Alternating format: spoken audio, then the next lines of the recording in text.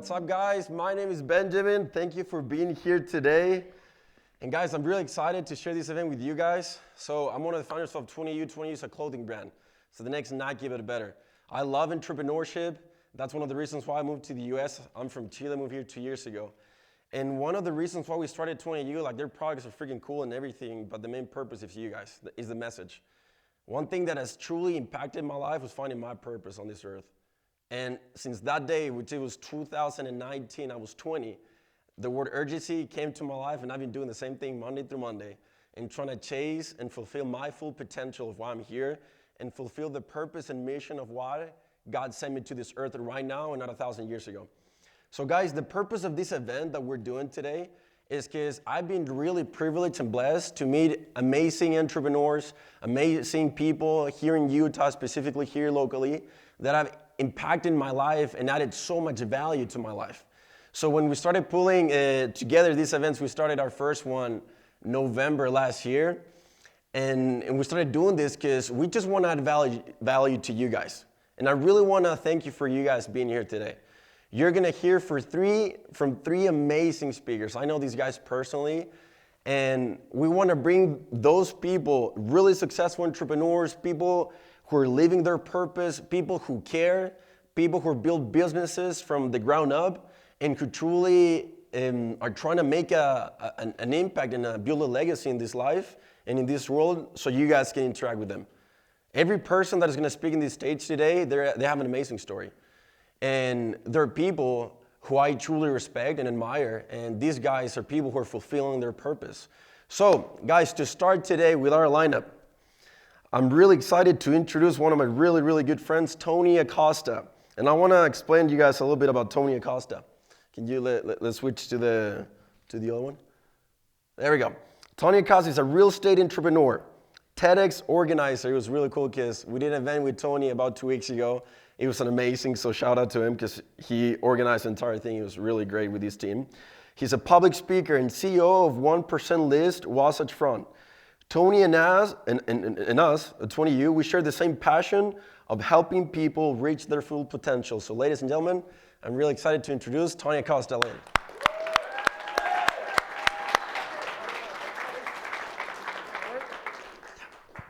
We on this thing on?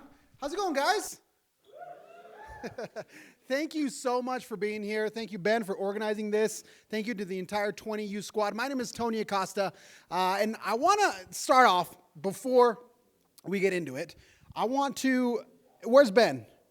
Ben, 2 weeks ago, participated in TEDx. So I'm head organizer for TEDx TWENTYU Drive, and so my job is to prep speakers for the biggest moment of their speaking career. People speak for decades, and they're working up to get to the TEDx stage. So can we give Ben a round of applause for making the TEDx stage?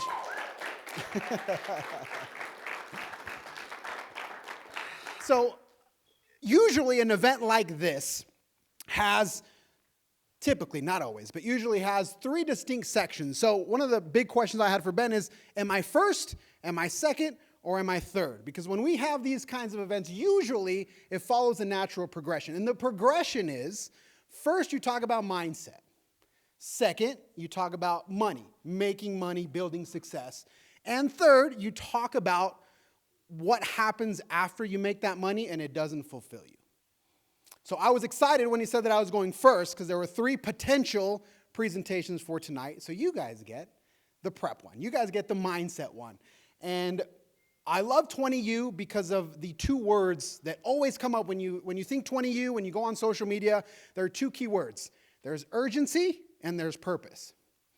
But in my opinion and in my experience, there's a few things that precede urgency and purpose. And that's what I'm going to talk about today.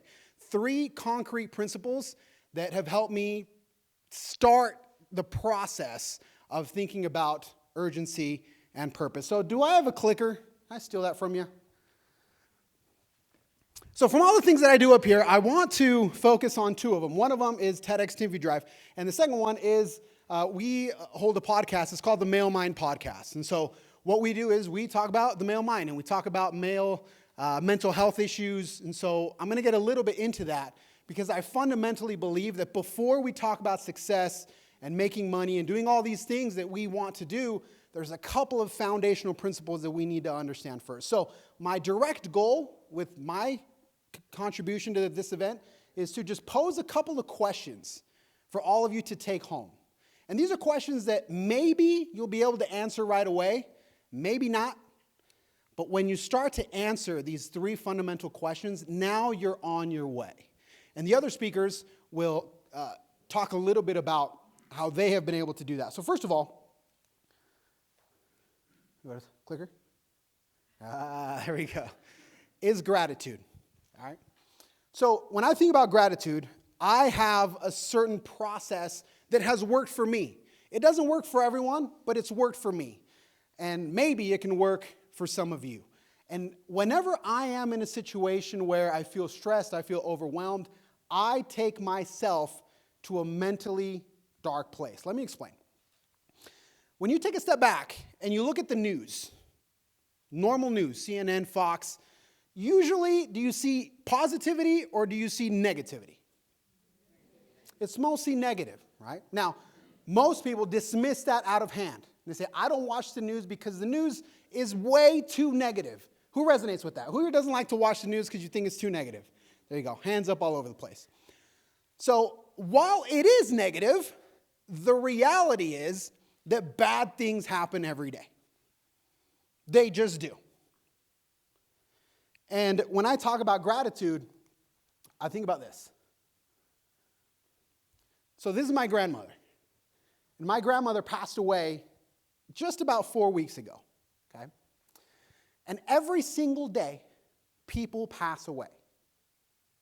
And I, a month ago, 5 weeks ago, 6 weeks ago, could have visited my grandmother at any point in time. Whenever I wanted to. She lives in Orem. She lives 5 minutes from my house. And I would tell my wife, hey, we have to go visit grandma. Let's go visit grandma. And I didn't. And now she's gone. And so the question that I want to pose to some of you is, who in your life have you not seen, reached out to, or talked to at all that you need to? Who's that person that, if they pass away, is going to make you feel even an inch of regret? And if that person, be it your parents, your grandparents, are still in your life, feel grateful. When I'm prepping speakers, when I'm training speakers, part of that process is to try to help them understand what their message is. So I'm having a conversation with a lady who wants to get on the TEDx stage. And she's trying to figure out what her message is, what her story is. There are a lot of different experiences that she might want to share, but she's not sure. But her story is remarkable because a year and a half ago, her 2.5-year-old daughter drowned in her bathtub. And she's telling me this story, and all I can think about is my son. And the pain that she must have not only felt in that moment, but that she must be feeling now. I can't imagine the pain. But the reality is that those kinds of things happen every day. And the fact that today, at least as of right now, it hasn't happened to me, the only thing I can feel is gratitude. Now, all of a sudden, the business deal that's not going so well, the petty argument with my wife, it just doesn't matter. All you can feel is gratitude. Now, it's not to say that the problems in life you're going to ignore, but it's all about perspective. At least for me, it's perspective. And it might seem dark, but again, it works for me. Someone's going to lose their mom today. Somebody lost their child today. We're right next to a hospital. Tragic things are happening in that building as we speak. And if it's not you, if it didn't happen to you today, maybe we should complain just a little bit less. So gratitude. And taking a step back and seeing just how blessed you really are. We all are. There are 3 billion people in the world that don't have access to the internet. 40% of people in the world don't even have access to a toilet and plumbing and running water. There are over 20 million people in the U.S. that don't have access to clean drinking water. So it's those small things that really make a difference. And when we talk about achievement in businesses and money and success, all of those things, if you can have a basic underpinning of gratitude, everything else takes on a new meaning.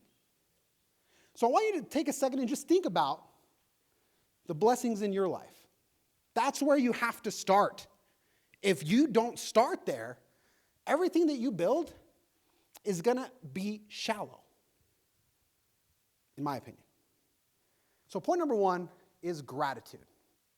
That perspective that bad things are happening to people all the time. And if you get home, if you make it home, especially in these snowstorms, I mean, I'm driving through the snowstorm and I'm seeing an accident here, an accident there. Crazy stuff. Maybe someone was hurt, maybe they weren't hurt, but now they have financial issues for their car, or you just don't know what that implies. And I made it home okay. That matters. But it's so easy to overlook it. So point number 1, my opinion, is gratitude. Raise your hand. Can we get the house size for a second? I'm sorry, I'm going to pull an audible here. Is that possible? Raise your hand if you have lost someone that was close to you and it really hurt. It really hurt. Really hurt. Can I have you stand up? Eric? I'm going to kind of put him on the spot a little bit. That's my brother, but it's real life. And I want you guys to hear this because it really matters. When my grandmother passed away, he was not here. He was out of town. If you could talk to her right now, what would you say? I love you and thank you. He didn't get a chance to say goodbye. It wasn't his fault. It was sudden. But he wasn't there. And I know that weighs on him heavily. I know it does. He's my brother. So guys, I urge you, if there's one thing, please have those conversations. Please make that phone call. Thank you. For my father, it was a big deal because my dad got the opportunity to take her to her favorite restaurant on Friday. And she passed away on Sunday. And so start there with gratitude and making the connections, the reach outs, having the conversations that truly matter. Because we just don't know. That's point number 1. Gotta do one of these, I think. Point number 2 is self-awareness. Okay, self-awareness is one of the most difficult things. If I could put something into a pill, into a drug to give to everyone, including myself, it would be self-awareness. As you go through this process of trying to build a business, graduate from college, get married, whatever it is, there's this deep process of self-awareness that is so valuable. I go through this with speakers all the time. Of what do you want? What makes you tick? What traumas, insecurities are you carrying? That's got to come first. And the thing with self-awareness is that often it implies this process of remembering, of going back. And that's painful. But as I do this podcast, the Male Mind podcast, as we bring people on the show, as they share their stories, as we learn about what they're going through, we realize that even as adults, even as alpha males or whatever, we're carrying these horrible insecurities and traumas from when we were kids. That work, that internal work, has to be done. And so the message that we share with the Male Mind podcast is that might imply professional help. That's okay. That's fine.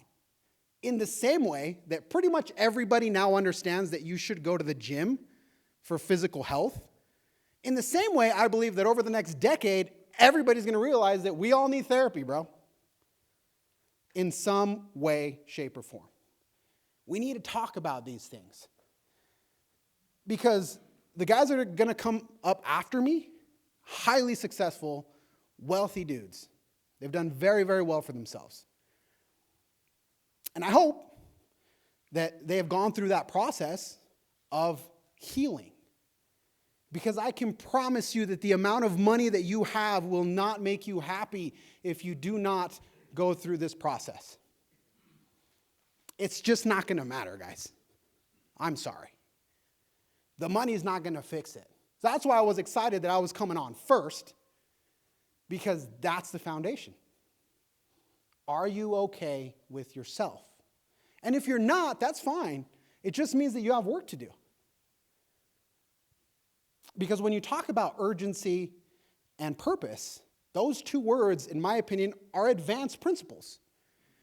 Because they pose questions. Urgency. Towards what?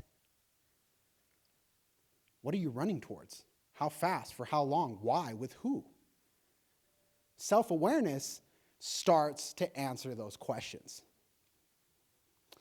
And also, not only being aware about yourself, but being aware about your surroundings and your current circumstance. For example, I know from personal experience, people close to me in my life, that a lot of people have what I would call daddy issues. A lot of people in my immediate family that have daddy issues for a lot of different reasons. And I know, going through this process, that people who are business owners like myself, I work a lot, guys. And so I know that the probability that my son might have daddy issues because I'm not around, or maybe I don't have time to give him as much attention as he might want, are high. I know that. So I need to try to take steps and do actions against that. And when I was on Instagram Live with Ben, I talked about that. I said, I don't know what issues my kid's going to have. For sure he's going to have some. He's human. I get it. My goal is that he doesn't have that issue. And I'm going to try as hard as I can for him not to have that issue. I may fail. I may very well fall flat on my face. But because I have seen the impact of daddy issues, I don't want that for my son. So I have to do things that will try, hopefully, to avoid that from happening. So, number one, with everything I do, running different companies, TEDx, podcasts, multiple podcasts, I'm now a kindergarten soccer coach. I have no time for that. A zero time. But it's now the most important title that I've got. Out of all those that are on the board, and they're really cool, Forbes council member, TEDx, all that, great, that's awesome. I'm a kindergarten soccer coach. And I'm so excited because we better win a championship. We better win a championship. And that's going to be my favorite trophy of all time. But we got to do these things. So what's going on around you? Who do you have beef with? Who do you owe a conversation to? I often say on the podcast that, and I believe this, that we're all 3 to 7 difficult conversations away from a different level of happiness. So the question becomes, why don't we have these conversations? Self-awareness, it hurts, I get it. So if there's one thing that you can do to put yourself, in my opinion, in a different realm of happiness, is to have those conversations. So I want you to think of a person. Think of one person right now that you need to have a conversation with.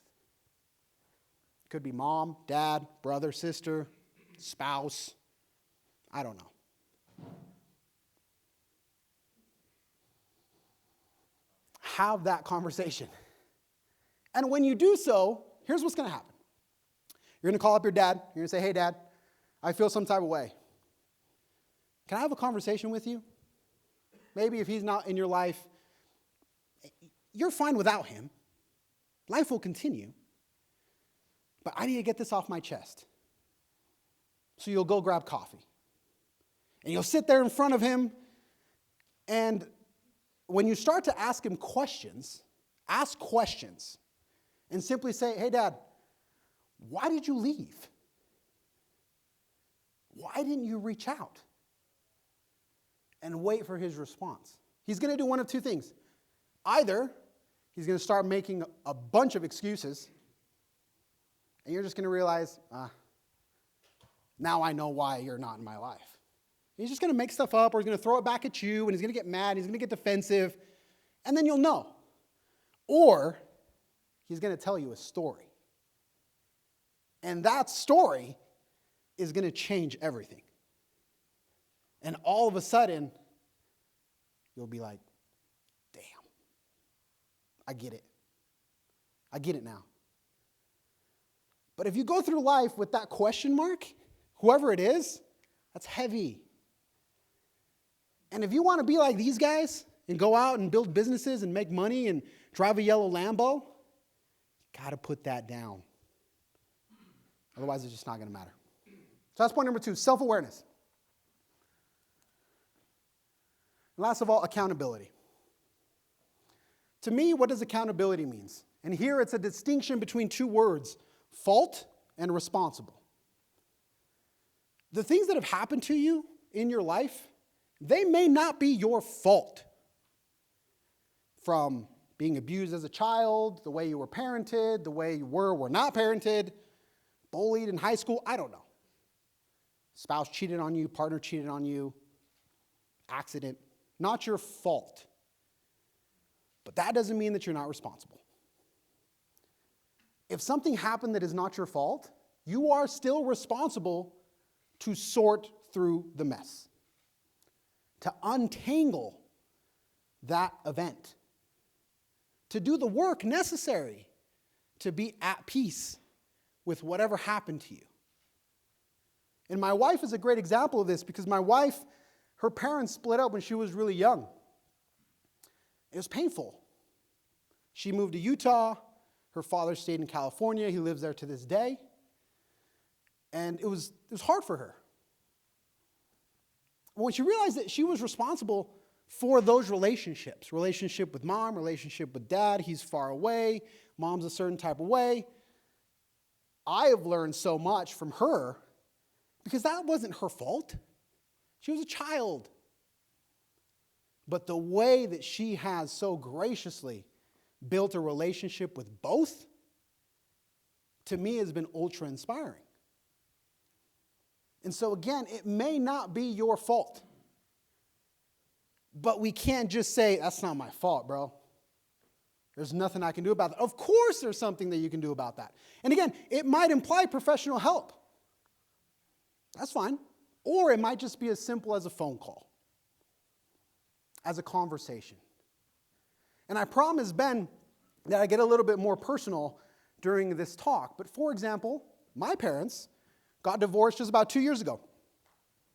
And that was tough. And my mom got remarried super fast. Like within months. And that made me feel some type of way. I don't know who this person is. I don't know who they are. Are they going to take care of my mom? Are they not going to take care of my mom? Where do they come from? I don't know. That's not my fault. That wasn't my choice. The only thing that I can control is how I feel and how I treat my mom in light of her decision. We judge people way too harshly. And it's interesting because we judge people on what we see, just what's on the surface. But then we want to be understood in all our complexity. So maybe we can be a little bit kinder to people. Just a little bit. And not only to others, but to yourselves. Self-awareness. How do you talk to yourself? Raise your hands if you feel like you kind of beat yourself up a little bit. Call it high standards, but you're really kind of a bully to yourself, right? Don't call it high standards. It's not high standards, guys. You're just bullying yourself, and you're just calling it something that makes you feel good. Be kinder with yourself. Allow yourself to grow. Allow yourself to learn. And be kinder to yourself. If someone else talked to you the way you talk to yourself, you might be ready to fight. You might be ready to fight. Why? Why are we so hard on ourselves, guys? I see this all the time with the podcast. Most men that I talk to are so hard on themselves that they're their worst enemy. Stop. It's not healthy, and it's not even effective. So take full responsibility, accountability of how do I speak to myself? How do I work on myself? What are my relationships? How do I fix those? What am I doing? And when you're making decisions, a lot of people here are on the younger side. So making decisions, what degree should I pursue? My partner, where do I live? Do I stay at home? Do I move out? Take responsibility for your decisions. At least that's something that has helped me. If you make a decision, fine, make your decision, that's fine. But we got to be willing to live with those consequences.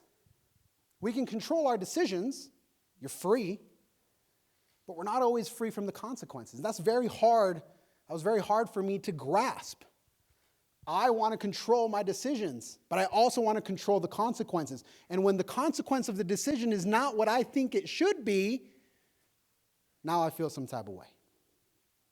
That make sense? There we go. Who's that? There you go. Thank you. Thank you, brother. And I'll leave with this.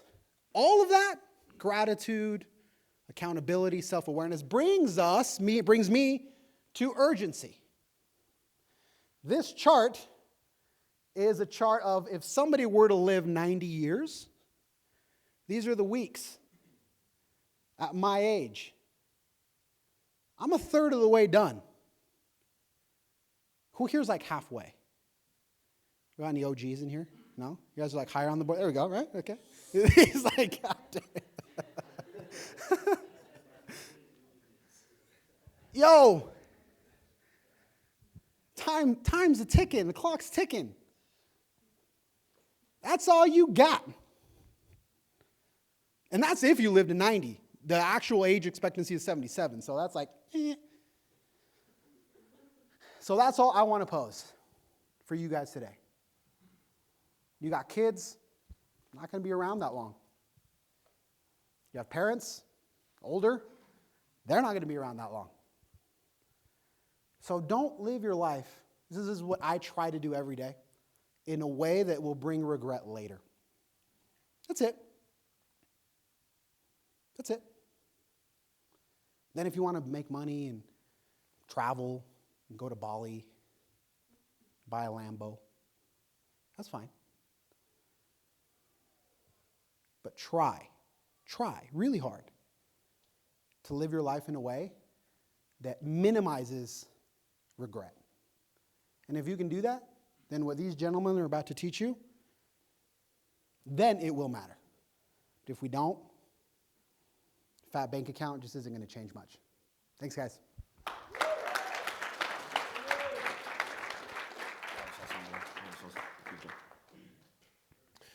Well, thank you, Tony. That was amazing. Thank you for sharing that.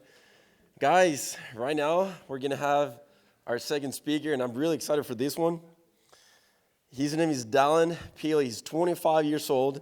He's a serial entrepreneur and business financial strategist, owner of multiple businesses, but focus more on Omega Financial. It's a financial firm that has done north of 45 million in revenue in the past 2 years, employs over 200 people around the country, and loves personal development and helping people. Guys, welcome Dallin Pili to the stage.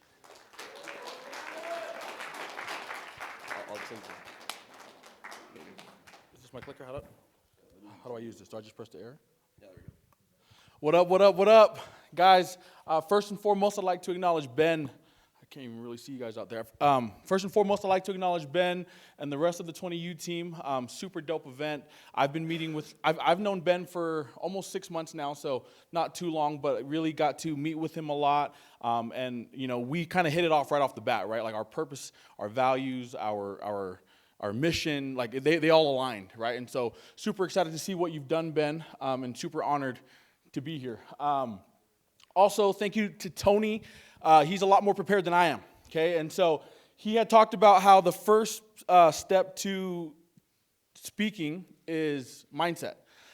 I didn't know that the second was money, but I'm happy to be talking about money because that's what I prepared, okay? And so I'll be talking to the upcoming entrepreneurs, right? If you're a new entrepreneur, if you're a wantrepreneur that's wanting to be an entrepreneur, this is for you, okay? And at the end of my message, I want you guys to have this mentality because during my entrepreneurship story, I guess, this is the mentality that I have developed and I think to be very, very true, okay? And it just says, money comes frequently, easily, and abundantly, okay? I stopped looking at money as all about being, I stopped looking at it as value and started looking at it as just a resource to do more, okay? Because in my opinion, when I think about money, it's a neutral thing, right? I think a lot of us have a negative connotation when it comes to making money. Right? How many times do we hear money is the root of all evil? Right? In my opinion, I believe money is neutral. Right? I believe money in the hands of a kind and giving person allows that person to be more kind and more giving. Okay? But I think when you put money in the hands of a dick, right, it makes you more of a dick. Okay? Sorry. So let me explain. I want to explain a little bit more about my story. But before I dive in, guys, throughout this event, I've been to a ton of events. And one thing that I want to encourage you guys, we have this guy over here in the white doing exactly what I'm asking, is one, engagement. We need high engagement because how you do anything is how you do everything. Okay, so we need high engagement. We need you guys to be involved. Number two, what I always say is note takers are money makers. Okay, so we're going to dive in. Hopefully I can get this clicker to work. Wait, are you serious? I got to walk all the way back here every time? Oh, that works. Oh, here. You can tell I don't do this often. So we're going to have the next speaker talk about, skill sets. The previous speaker talked about mindset. And I believe that in order to fix your skill set, you must first fix your mindset. Right? I believe that the biggest disability in humans is not their physical body, it's their mindset. Okay, and if you don't have that in check, it's going to be really hard to scale whatever you're trying to do. Okay, for my message for new entrepreneurs is these three things. As you're starting your entrepreneurship story, number one, execution of information. Okay, which is why I say note takers are money makers. So write this down. Execution of information. I think the most common thing with all successful people that I know is their ability to execute on information. I think the biggest difference between successful people and ultra successful people is how fast and how quickly they're able to execute on that information. Okay, number two, this is a mantra that I've adopted from seeing other entrepreneurs implement this, is commit first and figure out the rest later. This was something that I really struggled with because when I was getting started, I felt like I needed to know everything before I got started. I felt that in order to be great, I needed to know everything. Okay, but as I became an entrepreneur, what I did learn is that in order to be great, you must first start, right? And then you just figure out the rest later. And number three, this is something that I've struggled with, and I'm still kind of guilty of it, is stop watching the scoreboard. Okay, and there's two different types of scoreboards that I'm talking about. Stop watching your scoreboard, because what you did yesterday is irrelevant. What you did last month is irrelevant. What you did last year is also irrelevant. Okay, that's the beauty of having multiple days, right, is we all start at ground zero every day. Okay, but the second scoreboard is looking at other people's scoreboards. Now, this is something that I really struggled with, and like I said, I'm still kind of guilty of it. Comparing, right? Every time I would see an entrepreneur or really anybody with a nicer car than me, with a bigger home than me, for some reason I correlated their success with their material things, which to me, I just looked at it as they're a better businessman than me, right? And that's not always the case. Okay, so keep these three things in mind as you become a wantrepreneur to an entrepreneur. Next, so in life, I believe that there's two races that we're all racing. Okay, the race number one is notoriety, fame, making coin, making a lot of money. That's the likes, the followers, all that stuff, the engagement on social media. That's the first race. The second race is just being a good person, trying to serve others, believing in others, loving others, right? Your purpose, being mission-based. That's the second race. Okay, and to me, when I first became an entrepreneur, I thought that you could only win one race. But what I learned is you could win both. Okay? And oftentimes, I feel like we're always told life is short. Right? But I also believe that life can be long. And what I mean by that is if you're a loser, if you're constantly losing, life is painful, then life is prolonged, life is long, right? But if you're winning, then you start living a life like me, and sometimes it's moving so fast, you just have to be like, man, can I just pause for a second and enjoy this? But then you realize that, no, I don't want to pause, because if it's great now, imagine how much better it's going to be if I keep going, right? And so the goal is to win both races. Okay? Moving on. Okay, I got to get this clicker thing down. So a little bit of the background of me. Okay, my name is Dallin Pili. I think I already said that. I started originally I'm from Provo, Utah. That's where I was born and raised. Went to high school over at PG High School. Graduated in 2016. I went and served in LDS mission. Came back, and 3 days later, I checked into the University of Utah. This is a picture of me chasing my dreams, which clearly the dreams have changed, right? But this was a picture of me chasing my dreams.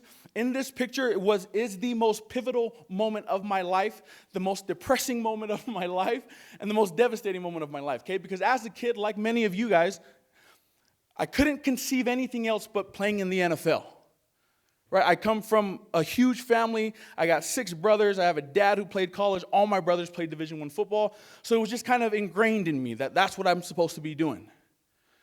So the reason why I say this is the most pivotal moment is because, this was during our spring ball game. This was right after our spring ball game. This was my second year at the University of Utah.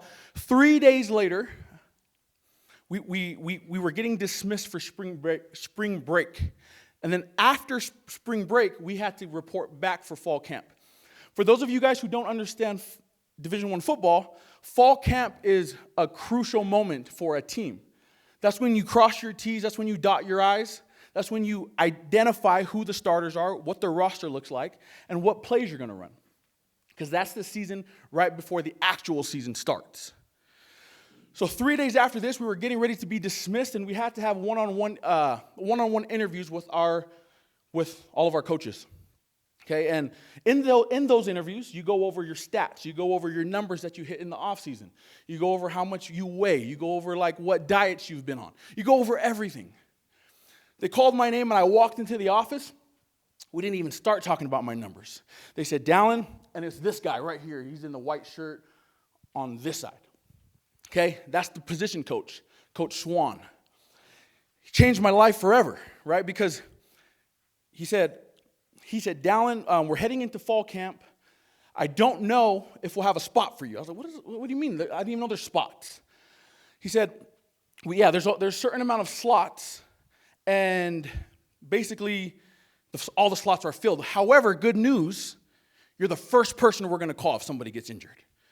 I didn't even know how to feel about that. I didn't even know if that was good news or not, right? And when he told me that, in my mind, I processed, you've just been cut, right? And again, keep in mind, I couldn't conceive anything else but doing this, okay? And like I do all the time when I feel devastated, there's one person that I call. That was my mother. I called her up and I said, hey, Mom, I think I just got cut. And I explained the whole story. And like she always says, she says, son, I'm proud of you. They're going to call you. Right? And at that moment was when I realized I wasn't proud of myself. Okay? And so you can probably have an idea of what's going on in my head at the time. Okay, I didn't know what to think. I didn't know what to do. Everything that I have devoted my life to just came to an end. Okay, long story short, I never got that call.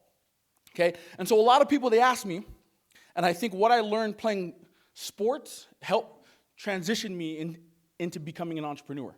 Okay, because what I had realized is the reason why I was considered mediocre is because I had what I call the get-by mentality.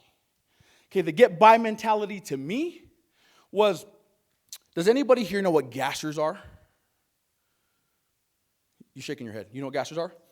What's a gasser? Sideline. Yeah, so you start at one sideline, you go to another sideline, then you come back to this sideline, and then you go back to the other sideline. That's one gasser. We had to do those in 17 seconds. Okay? Well, let me go back to that other picture. Oh, no, he's not even in here. There's a guy, you guys might know him. His name is Cody Barton. He's from Utah. He was a crackhead. Dude never got tired. And we were running gassers. Let me tell you a little bit about freaking Cody. Cody would run a gas, so we had to make it back in 17 seconds. Cody would run a gasser, he would finish his gasser, and then run back to help all the stragglers. That's how easy this thing was for him. Okay? And so a lot of people, they ask me, dude, do you miss football? I said, hell no. I don't miss football. I hate football, right? Because I had this coach. I'm not going to tell you his name, but I've never been an anxious person. I've never really felt nervous. I've never felt anxiety until I met that guy, okay? And let me explain why. So as a linebacker, I played linebacker, and as a linebacker, linebackers are the biggest dogs on the field, right? Those are the meanest people. At least they're supposed to be.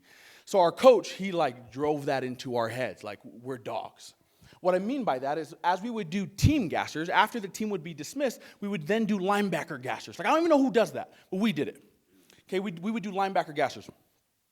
And so for me, I was so anxious seeing that guy's face, I would peek out of the locker room to make sure he's not walking down the hallway, and then I would hurry up and try to get all the way through the hallway so I don't have to pass him. Right? That's how he made me feel. So I don't miss football. However, I tell people all the time I regret how I went about it. Okay, because I had this mentality that, kind of where I'm at now, if I could go back and redo it with the mentality that I have now from being an entrepreneur, I feel like I would kill it. Okay? Maybe that's just me still trying to live the dream. But, okay, the get-by mentality means, so when we would run those gassers, I had this mentality of, okay, as long as you're not last down, that coach is not going to be on your ass, right? You're good. Okay, and I carried that mentality through workouts, through school, the get-by mentality. Okay, and I feel like a lot of us are kind of guilty of that, right? We're just kind of going with the flow, right? We're just knocking one day at a time. So that was the first thing that I had to realize as an entrepreneur that I had to stop doing. Because following playing football, I went and did door-to-door for Vivint. So after I got cut, I went and did door-to-door, and I had the same mentality. We sold alarms, and I told myself, okay, just sell 2 alarms a day, and then you can go home. Right? As long as the next day when we have a team meeting and they go around the room and ask, how many sales did you guys make? As long as I don't have to say 0, I'm good. Right? And so that forced me, that equated to me doing the bare minimum just to get by. Okay, so the get by mentality. If you guys didn't write that down, make sure you guys write that down. So what entrepreneurship has taught me is to commit first and figure out the rest later. Okay, we kind of talked about that a little bit earlier. Okay, so I have 3 mindset tips that I want to share with you guys.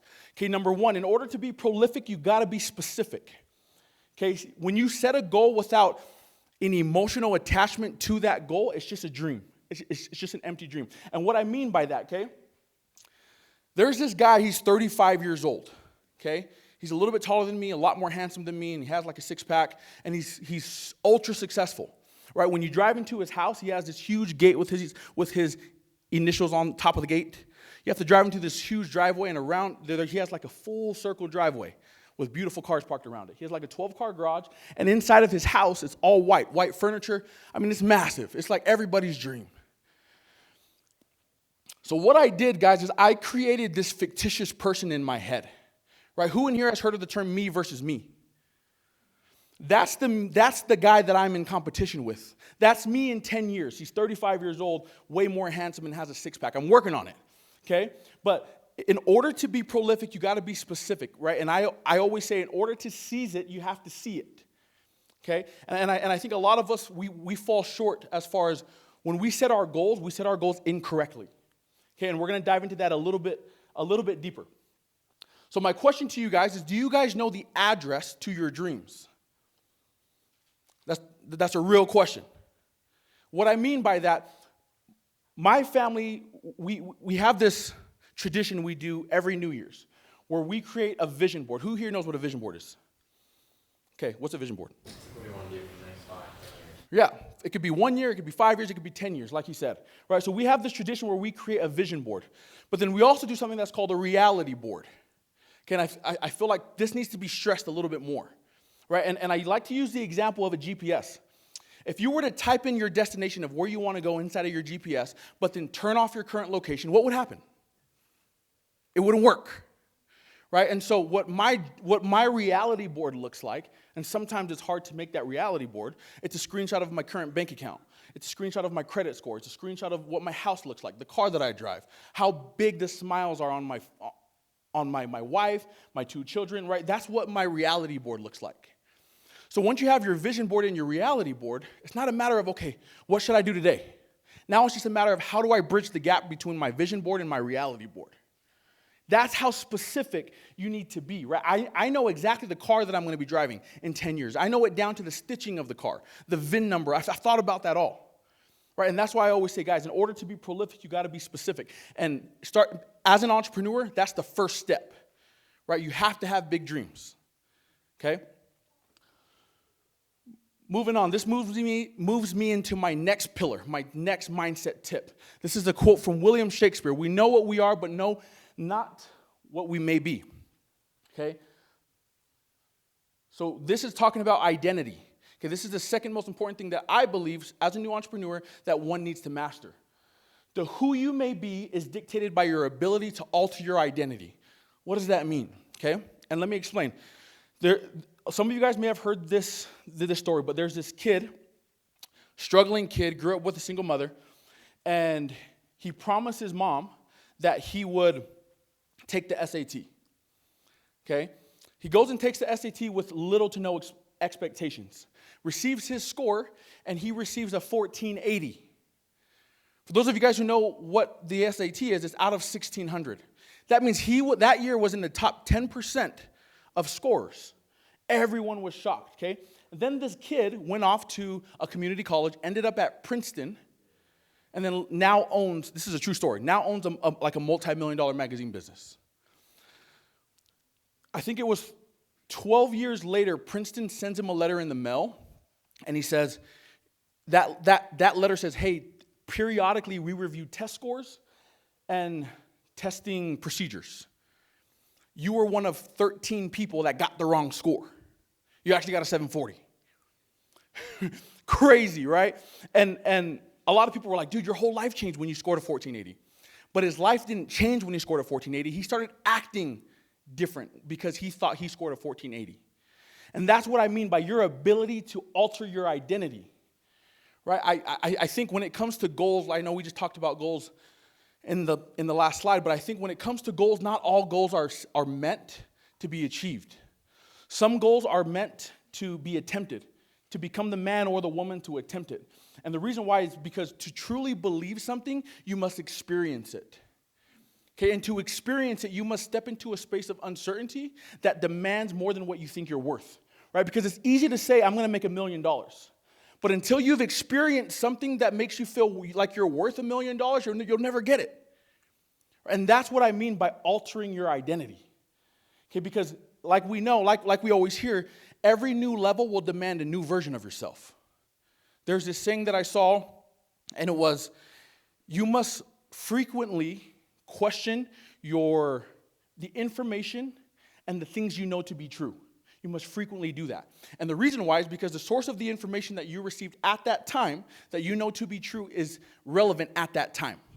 But that new level that you're going to, you may have to question that information because it may not be relevant in that new level that you're trying to get to.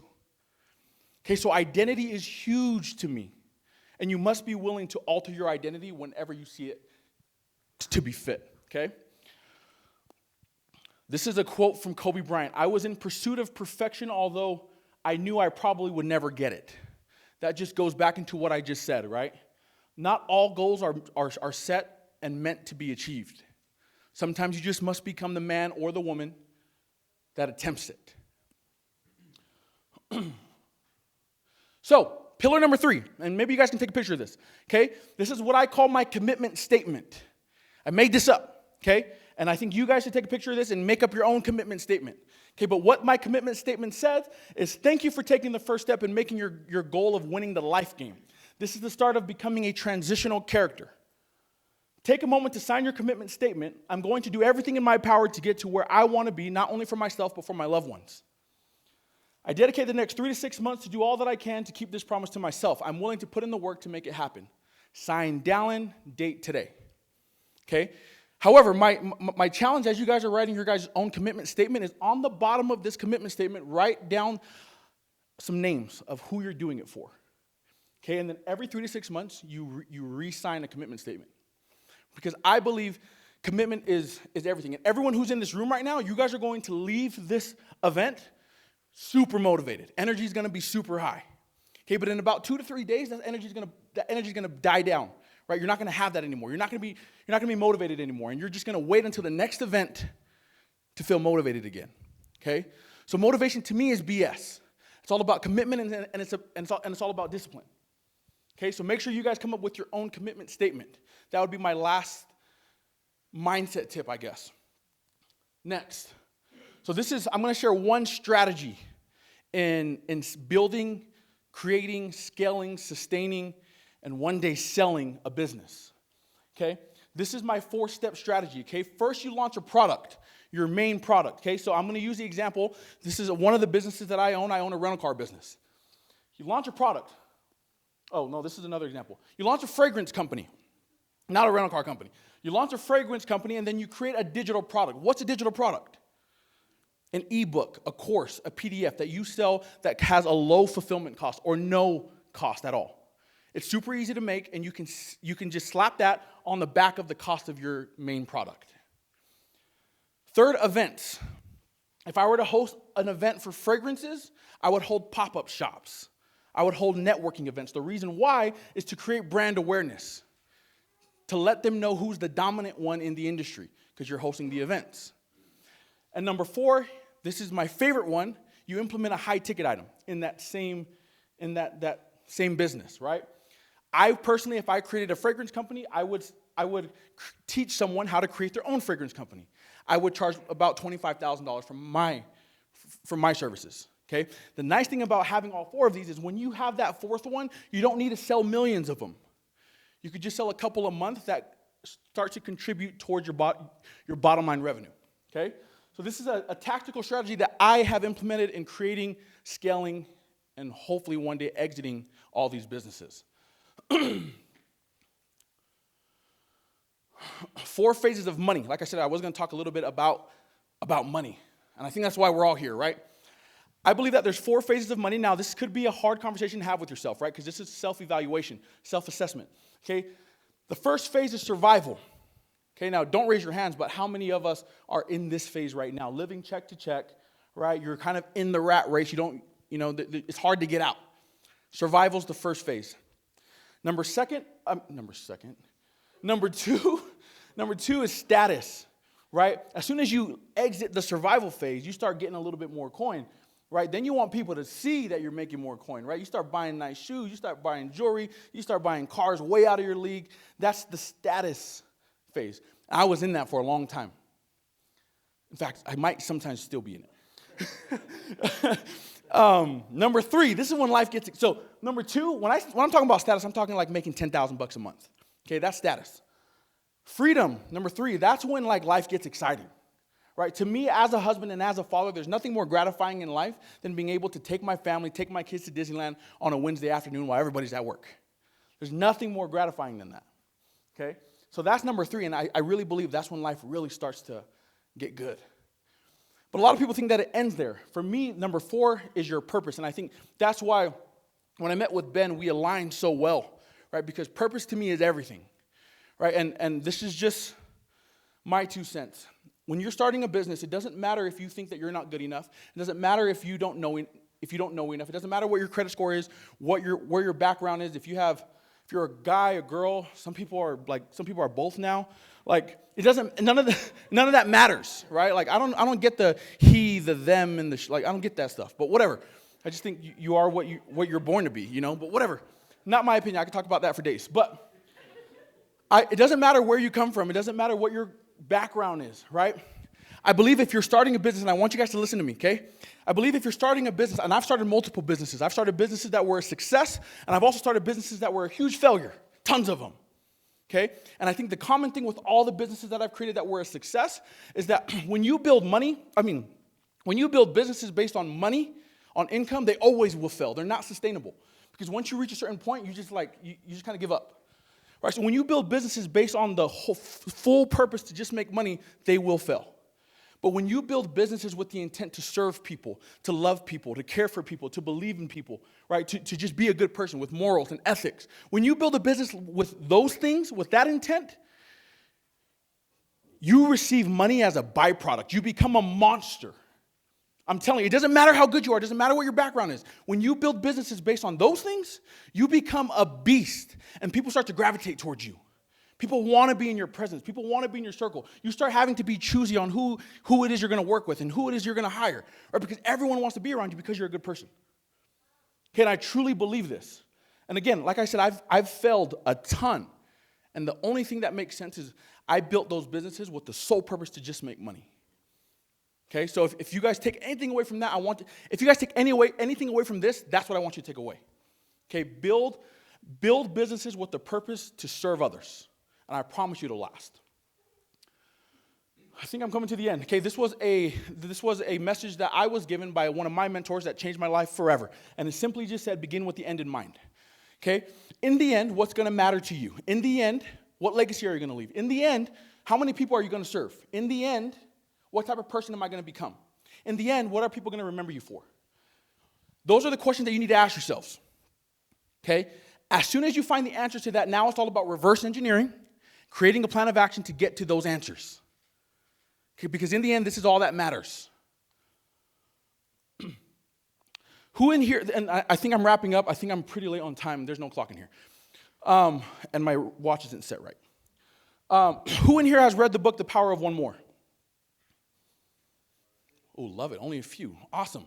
I'm not a reader. In fact, I hardly read. But I'm trying to be better at that. And The Power of One More I've read multiple times. Okay, it was written by a guy named Ed Milet. And he talks about the rule of one more. Okay, and I truly believe, and this resonated with me a lot, is if you can attack life like you have one more opportunity, how would you attack it? If you came to this event knowing that this is going to be your last event you could come to, if you have one more event you could come to, how would you show up to this event? Where would you sit? What would your body language be like? If you understood that you only have one more workout, how long are you going to work out for? If you understood that you can only go and visit your mom one more time, what are you going to say to her? I truly do believe, guys, if you guys can attack life with the rule of one more, your life will change because it'll come to the day where it will be your last one more. Okay, and I'm a Christian guy. Obviously, you guys probably can't tell by my language, so sorry about that.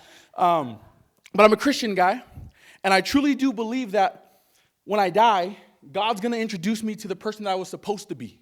He's going to introduce me to the guy that he created me to be. And when I meet that guy, I'm going to tell him, dude, I've been chasing you my whole entire life.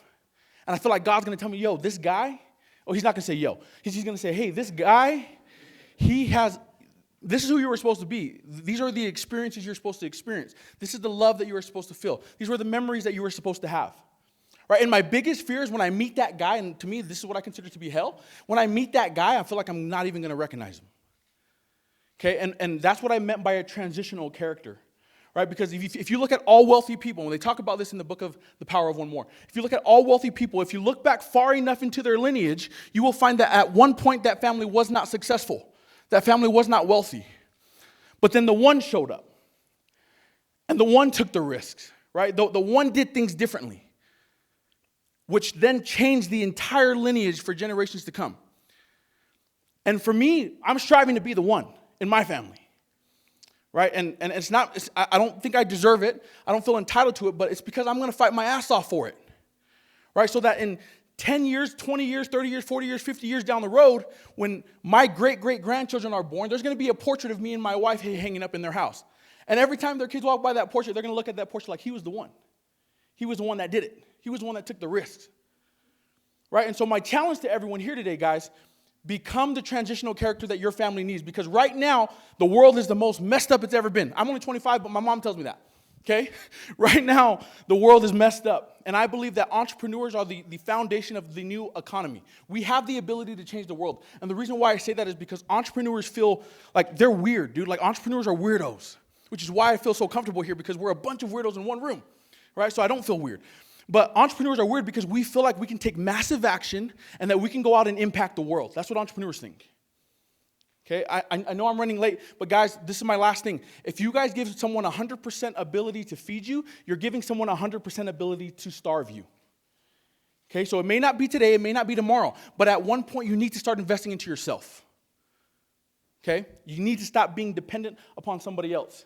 Be the transitional character and understand that in order to start, you have to be prolific. What's the saying again? I forgot. In order to be prolific, you got to be specific. Okay, so those are the things that I want to leave with you guys. I believe that's the end of my slide.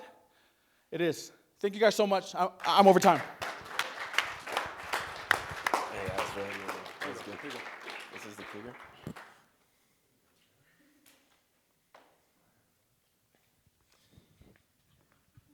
One, two. Okay, thank you, Dallin. That was awesome. We're really excited. And guys, we got the last speaker. I'm really, really hyped for this one. This is a person I met in, I think it was like, what, a month ago? A couple of weeks ago. But dude, we've been spending a lot of time together talking about life. And I'm really excited to introduce John Briseno. He's an entrepreneur, multi-millionaire. And the thing that gets me the most excited, not the Ferrari or the Lamborghini as the car, which is pretty cool, but his life story of overcoming challenges and truly building himself from the ground up. He loves helping people through fitness and business. So today, guys, John Briseno.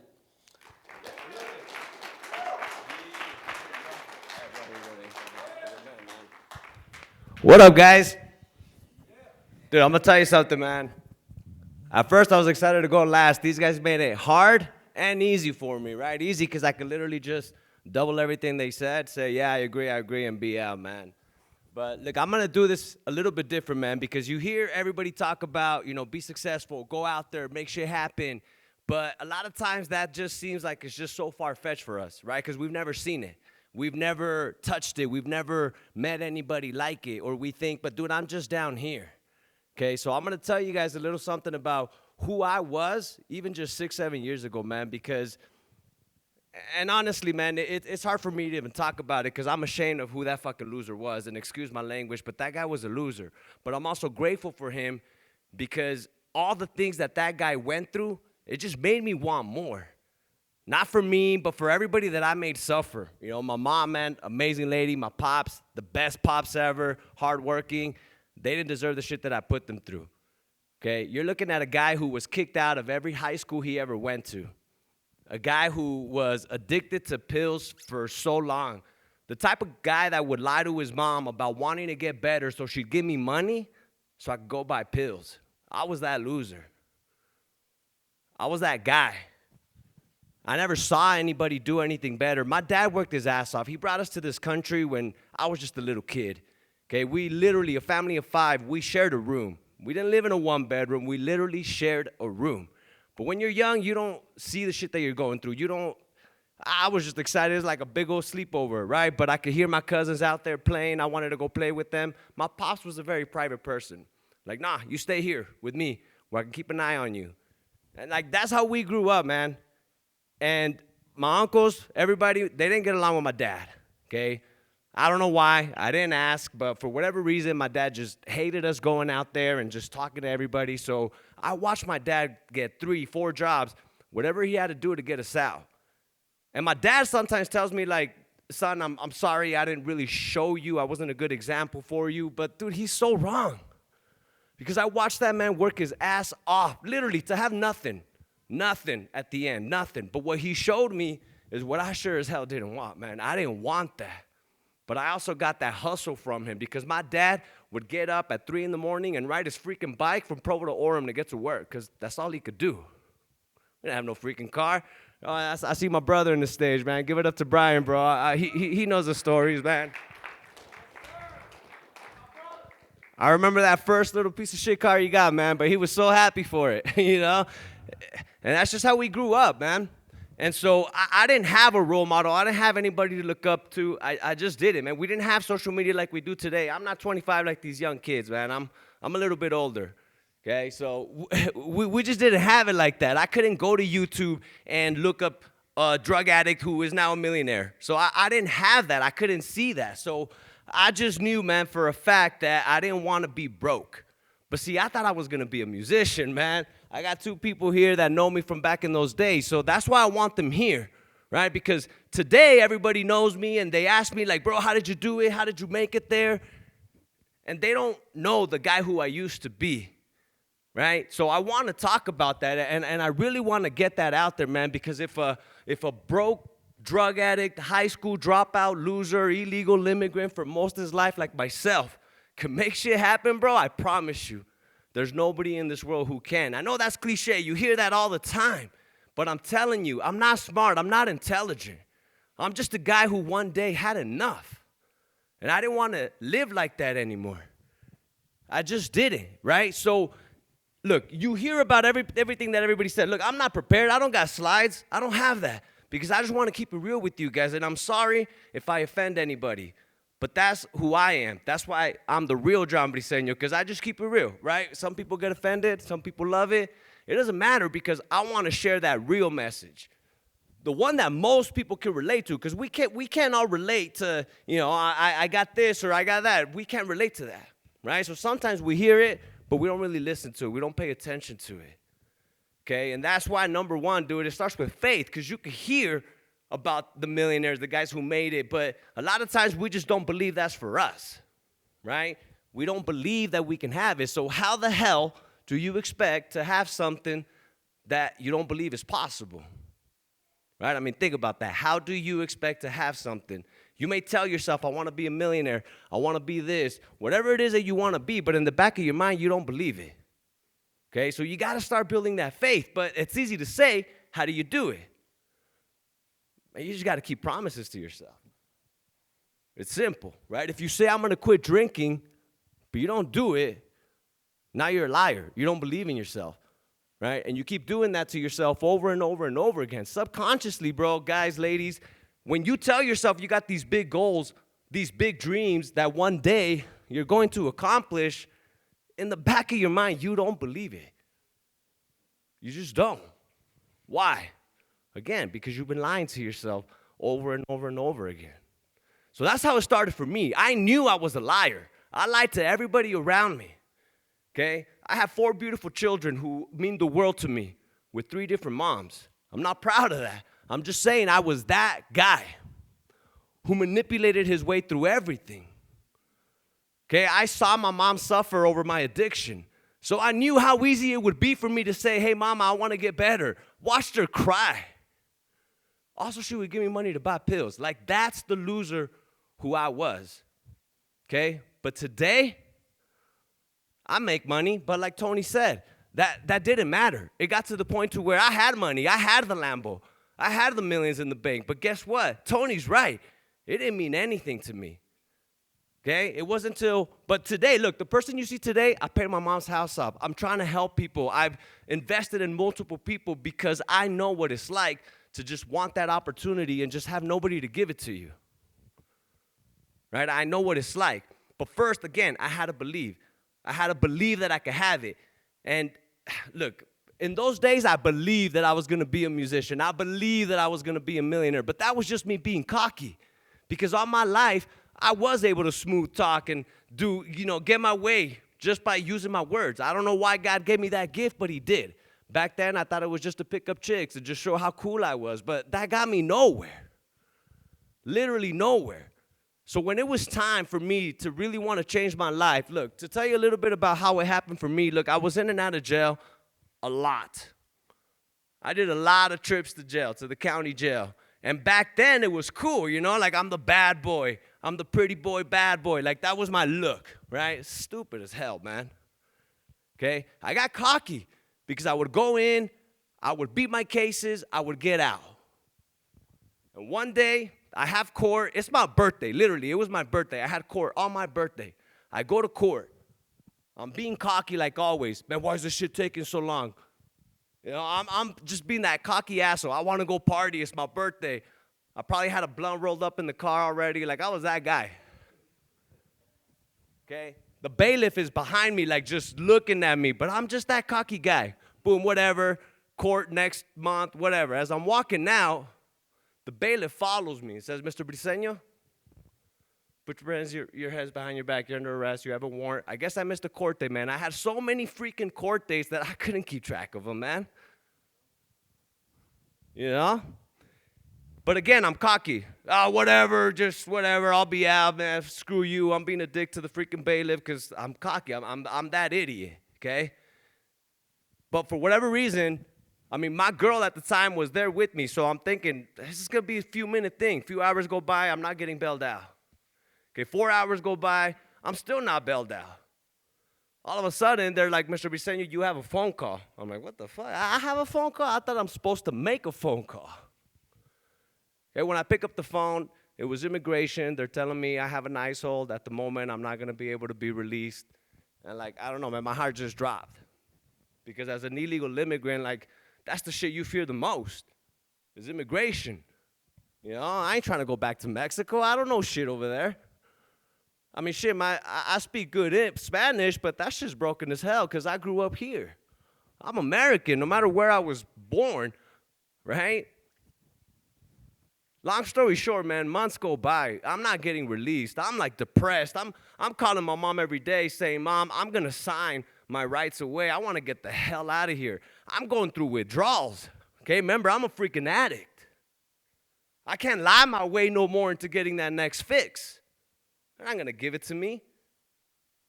And for the first time in my life, I'm sitting there. I can't breathe. My arm starts going a little numb. I'm feeling all tingly and shit, and I'm thinking, damn, I'm having a heart attack. Like, legitimately, I thought I was freaking dying. And I'm beeping the little button. I don't know, hopefully none of you guys have ever been in county jail, but if you have, you know, they got that little button. You could push it, okay? The guy's like, shut up. He's just being a dick, right? Telling me, you're not dying. But I felt like I was dying. I mean, later on, I found out it was just a crazy-ass panic attack. But at the moment, I thought I was dying. I was having a heart attack. And I never felt that before, man. So it wasn't until, and at the time, my girlfriend at the time, she was pregnant with what is now my junior son. I wanted to be there when he was born so bad. Why, I don't know. Because prior to him, I had 2 other kids. And I was a shitty father. I wasn't an absent father. I was there, spent time with them, paid my child support, but I was just a shitty father, okay? I hadn't made the decision to change my life for them yet. Because, again, I was selfish. It was about my needs and how I felt. And what made me feel good was getting high, going out to the clubs, doing the dumb shit. And I did it over and over and over again. And honestly, it's sad because some of the friends from back then, they never grew up, they never changed. And it hurts me to see them like that, man, because I know what's on the other side when you make the decision to finally make it. But anyway, going back, man, I finally get my day in immigration, okay? Luckily, God gave me that ability to speak, communicate, and persuade, because you could use that skill set for literally anything. Today, it's made me a shit ton of money, but back then, it's got me out of some tough spots, right? I'm talking to the immigration guy. I'm like, yo, you got to give me another chance, man. Like, you know, whatever. I'm spitting some game. You know, he goes to the other room. 2 hours go by. He comes in and he says, you know what, Mr. Briseno, we're not going to deport you now. We're going to give you a chance to fight your case. You can fight it outside of jail, but it's going to be like $10,000, cash only. You can't, there's no bondsman for that. Okay, we don't come from money. So right then and there, my heart dropped again. Like, fuck, I can finally get out. Who the hell's going to pay that money? I don't know what happened, but a few hours later, my mom was there, my aunt was there. They got me out, okay? My pops ended up selling his pickup truck. It was a piece of shit pickup truck, but he was so excited to have it because he always wanted a truck. Okay, and I think that's when it started hitting me, man. Like, look at what I'm doing to everybody around me. Okay, my dad worked his ass off to have this truck. He gave it away for me, but that's the type of person my pops is, man. My pops will give up everything for me. My mom, nicest lady in the world, man. I don't come from a broken family. I don't have those bullshit excuses, which, by the way, are excuses regardless. But I don't come from that. So why did I turn out the way I did? I don't know. But I finally got out, okay? And while I'm in jail, okay, it's one of those moments where I'm like, God, please get me out of this. I'll never do it again. I had a lot of those moments, though, right? And God got me out of it every time. Why, I don't know, but he did. Every time I went back to the same shit. Again, I'm just selfish. I don't know. Honestly, I'm embarrassed even talking about it now because he got me out of so many tough situations. And I kept going back to being that same loser guy because that's all I knew. That's all I knew how to do. He got me out of it. Again, maybe a month goes by. Okay, but remember, I'm out. I haven't been high in a long time. Right? I went through my withdrawals. I was finally clean. Like, no more withdrawals because I was in it for so long. You'd think I would take advantage of that situation. Say, I'm done. Nah, man, the first thing I did is call the Connect. Right? Just one last time. I know I said no more, God, but one last time ain't going to hurt. It does hurt, man. Because I fell right back into that same cycle. I just kept doing it over and over and over again. I was still dealing through my court things, okay? So I go to one of my final courts.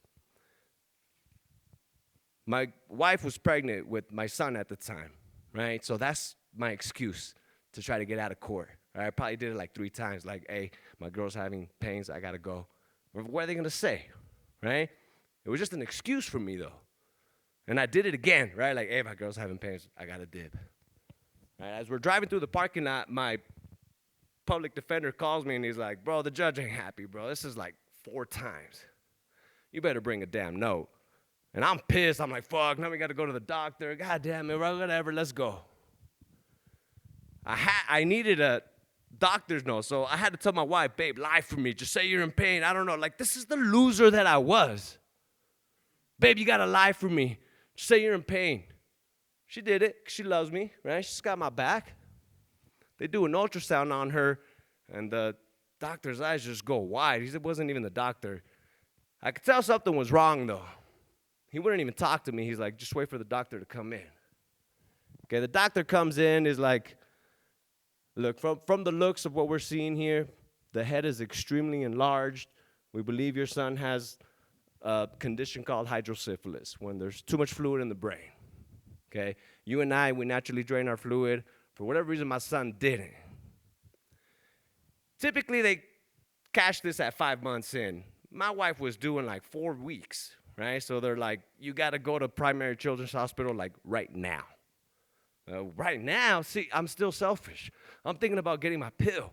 I mean, I just heard that my wife has a condition and I'm still that selfish loser. Right? Like, fuck, I don't have my pills on me. We got to go to the hospital. That's the loser that I was. Whatever, we go. They sit us down. They tell us, look, Mr. Briseno, I don't think you understand how serious this shit is. Like, we got to perform a C-section, like, right now. And it could kill your son. It could kill your wife. Even if he's alive, he probably has brain damage, like, all the horrible things you could think of. And that's when it finally hit me. All I heard is, brain dead or maybe not even live, and I shut down. I don't know whatever. They like went through a whole list of things. I don't know what they said. I went back to that, God, please get me out of this one. Get Johnny boy out of this one. Right then and then I knew he was going to be my junior. I had 2 boys before him, never named him junior, but he was going to be my junior. Just this last time, please. I swear I won't do it again. After she, they did the C-section or whatever, he immediately goes into surgery. Like, hours go by, man. And Primary Children's Hospital and the University of Utah Hospital, I don't know if you guys have been there, but they're connected, right? So I probably walked like 30 miles that day because I'm checking on my girl. I'm checking on my son. Like, it's a distance. Look, long story short there, my son's beautiful, healthy, one of the smartest kids today, man. God chose to get me out of that one again. And you think that was it for me, right? I'm going to get clean. Fuck, no. I probably lasted like a couple months. Went right back to it because I didn't know anything else. That's when I started losing faith in myself, right? I don't think I really am meant for anything. I'm definitely not going to be a musician now. You're getting old, bro. Right? I'm not going to be on novelas like I thought I was going to be. Right? None of that shit's happening for me. This is it. Like, this is who I am. Oh, well. I started giving into it. I accepted it, right? Because based on society, people like me who are high school dropouts, immigrants, drug addicts, like, they're not meant for anything, right? I wasn't meant for anything. Okay, and look, and I haven't even been honest with you guys, man. There's a lot of dirty things I did in that span of my life. I made money, right? The guys here in front know me. They know I made money. I was always an entrepreneur. Not always legally, but I was always an entrepreneur. I knew how to make money. I knew the retail wholesale game. Like, I understood it, but I didn't know that I understood it. Because, again, I didn't have a role model to tell me, bro, you're pretty smart. You know how to make money. You know how to build a team. Because I did. I did all that. I had a team of guys out there hustling, selling for me. I'm making money. I think I'm the shit. Right? And I think this is why, like, I don't know, I just thought maybe that was it for me. But again, because it came down to faith, I didn't have faith in myself no more. So I had to start building that faith in me that I do deserve more. But I was just too selfish. And I'm going to tell you guys a story of the day that I decided to get clean. And, like, it hits me every time I talk about it, man, because, like, it's embarrassing that I was this loser one day. But I told Ben, you know what, bro, I'm going to keep it real. I'm going to be honest with everybody because I want you guys to understand that you can't make a complete 180, okay? As a pill popper, it gets to the point where they don't hit you no more, man. You don't get high. You're just doing it to not feel sick. You don't want the shakes, the body aches. You're rude as hell to everybody around you. Okay? But I came up on some IR30s, like the highest milligram after they got rid of the oxys, because they were killing people. Literally, that's why they got rid of them. I got my hands on some 30s. I'm like, hell yeah. So I'm crushing it up. I'm snoring them. I'm smoking it. I'm popping it all at the same time because I'm like, I might be able to get high this time. I did. I could feel it in the back of my eyes. I'm rolling them back. I'm feeling good. And my son had to be about, I don't know, maybe 3, 4 years old. I'm sitting on the couch. He's tapping my leg. Papi. And I'm like, shh, cálmate, leave me alone. Because I don't want to lose my high. He's like, papi, quiero agua. I'm like, shh, leave me alone. I don't want to lose my high, so I'm being an asshole to my son. Well, guess what? The high went away anyway, man. The little dude just wanted some fucking water. And once that high went away, man, that is the moment that it hit me, man, because I'm looking at, and he's still happy. Like, he's 3. He's like, whatever, Dad, screw you. I'm going to go keep playing. The high goes away. I'm watching him play. But as I'm looking at him, I'm like, bro, what the fuck are you doing, man? Like, for real, how could you do this to your child, right? And I'm no longer with the mother of that child, so I'm thinking, like, she should not leave me alone with my son. I don't deserve it. I'm a loser. Legitimately, I'm a loser. But see, I have an older son who's 17 years old. I know I don't look that old, man, but I started very, very young. I don't have the best relationship with that kid because of the idiot that I was. The mother finally got fed up with me, okay? And to this day, like, that relationship hurts me. I can't get back those years that I lost with him, right? But I have my son right here with me he's got an amazing mom. We have a dope relationship, right? Like, I always see that kid. But I knew I was going to lose that right, man, if I didn't just get my shit together. And so that's when I decided, you know what, I'm going to get clean. And that's why when people tell me, oh, I just can't do it, yes, you can. I know you can because I've been there. I've been that freaking loser that, like, well, all I have is this. But dude, I'm telling you, it starts with faith. You got to believe that you can have something. And I know that's not like, I'm not trying to get all spiritual and religious with you guys, man, but I'm telling you, it starts with faith. You got to believe that you can have it. So you got to start keeping promises to yourself. If you say you're going to do something, follow through. Because the next time you set a big goal, you say, I'm going to do something, in the back of your mind, you don't believe it. It's not that nobody believes in you. It's that you don't believe in you. Why? Because you already said you were going to get the six-pack, and you never did. Right? You already said you were going to do something, and you never followed through with it. right? But having faith, man, and believing that you could do something, it sounds easy, but it's not. It all starts with your confidence. You got to have confidence. You got to believe in yourself. And I promise you, like, it's not as difficult as it is, man. For me, it started with fitness. Because it was something that I could control. If I said I was going to go to the gym at 5 a.m., I was going to fucking make it no matter what. No matter what. Because that I can control. There's a lot that I couldn't, but that I could control. I could get my ass up, I could get to the gym, and I could hit it. And trust me, at first it was difficult, man. I'm the skinny-ass kid. You got to understand, I popped pills for so long. And I heard that if you did it on an empty stomach, they hit you harder. So I was like this skinny-looking kid, man. I looked like I had cancer. I just didn't eat, you know. So I'm at the gym looking like a loser, man. Like, you got all these buff guys there. I'm this scrawny-ass kid. But guess what, man? I went every day. Because I said I was going to. I didn't know what else I could do. I had no control over nothing else. I couldn't get a job at the time because I still don't have a Social Security at the time, a green card. Like, a lot of you may not understand what that's like, but there's only so much you could do if I can't legally do it. Right? But the gym, I could control it. So I showed up every day, no matter what else went on. And after doing that consistently for long enough, guess what? I felt a little better about myself because I was keeping those promises.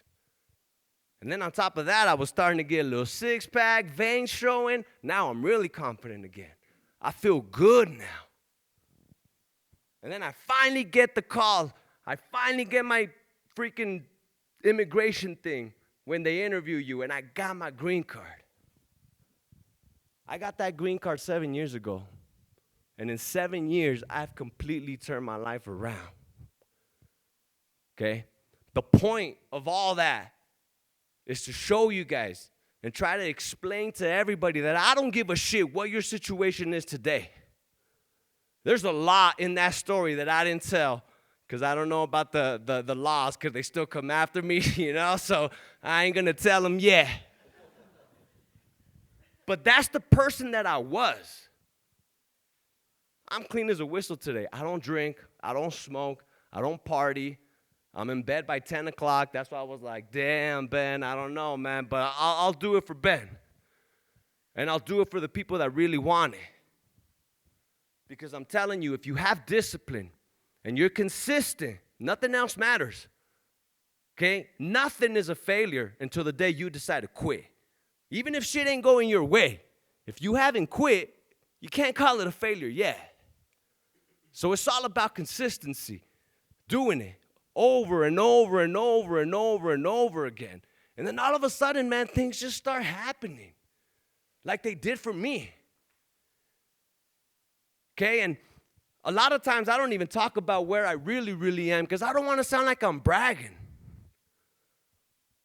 But if I can make shit happen the way that I have, if I can make the type of money that I've made, if when people speak my name, they say, John Briseno, multi-millionaire, da-da-da-da-da-da, right? As opposed to John Briseno, drug addict, high school loser, fucking in and out of jail, dumbass. They don't say that no more. That's crazy to me still. Today, it's still crazy to me. But that's where I am today in my life, where there's a ton of people that I've helped out. I've changed other drug addicts' lives. That is my purpose. And I know that now. I didn't know it then. But that's why what Tony said is very real. Because when I had the millions in the bank, yeah, I got the Lambo. It made me feel good for a little bit. Okay? But not really. Honestly, I should get rid of the damn thing. $3,500 a pop for tires. Can you believe that shit? It's ridiculous. I don't even want it no more. But it was a huge goal of mine that I said I'm going to do it one day, so I did it. Okay, but Tony ain't lying, y'all. Like, that stuff doesn't fulfill you. It's cool to have it. It really is, man. But it's like Dallin said, it's for status, right? I want people to say, yo, there go John B. Look at him right there with the Rollie, with the Lambo. And yeah, it's cool. But more than anything, I'm more proud of the people's lives who I have changed. Because I've been able to take people who were one day a drug addict just like me, and they're making money with me now. Now that's my mission. I'm trying to provide opportunity. So all of my coaching clients with the fitness stuff, man, not only do I help them get in shape, build that confidence back up, but later on, I provide them with opportunities, whether that be we start a business together, they sell one of my services, whatever. But now I'm on that mission, man. I want to help anybody that I can completely turn their life around, man, because now that I know that it's possible, and I can't even explain it to you guys, but like knowing that it's possible is so frustrating to me.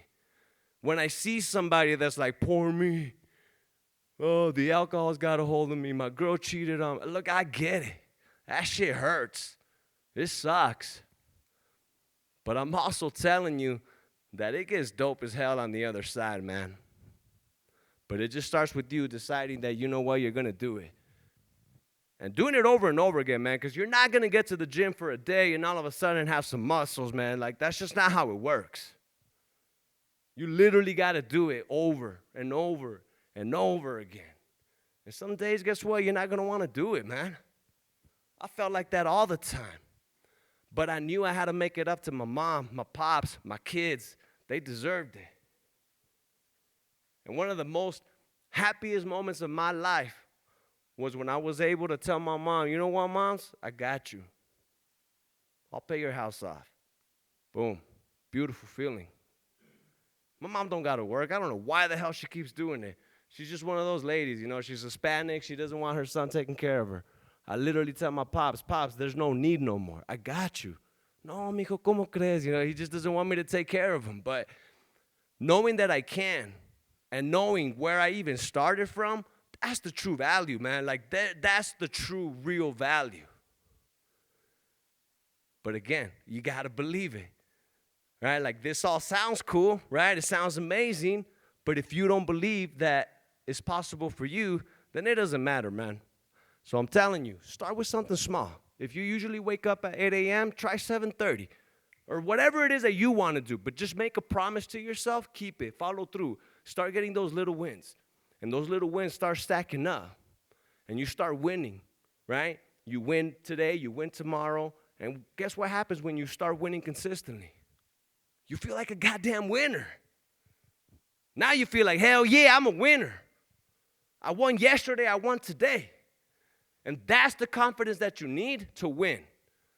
I don't care about nothing else, man. Like, there is no strategy I could teach you. Step 1, do this. Step 2, do that. There is none.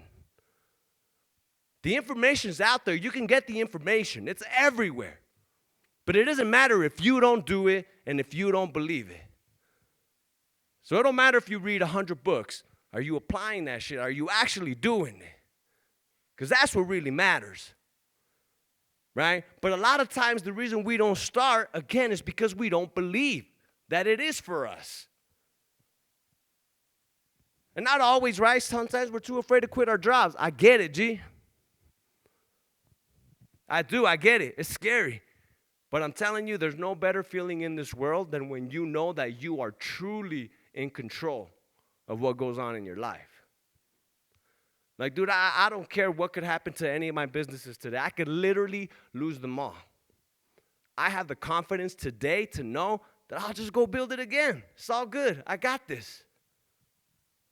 But it's that confidence, okay?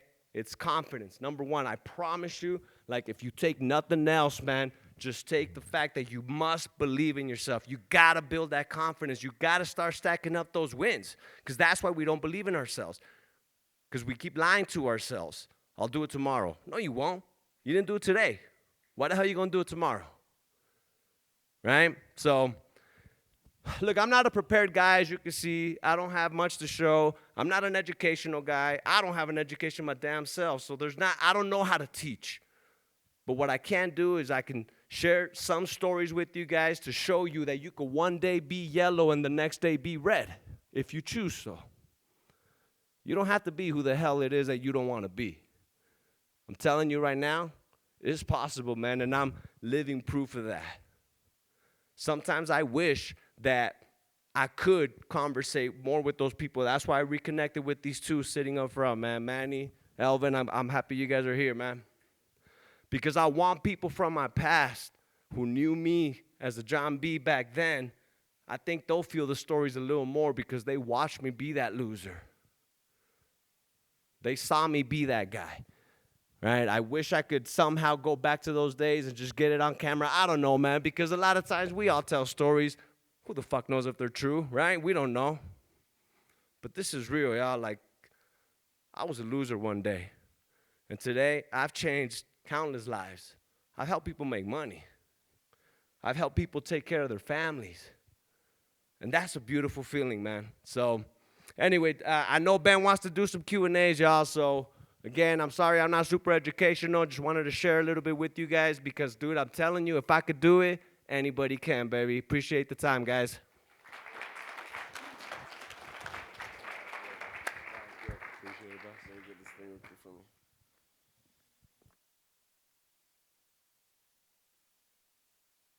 Guys, wrapping it up, I want to share two things before we end. One of the purposes of why we want to do this, and two things that you guys can take with you on your when you get out of here.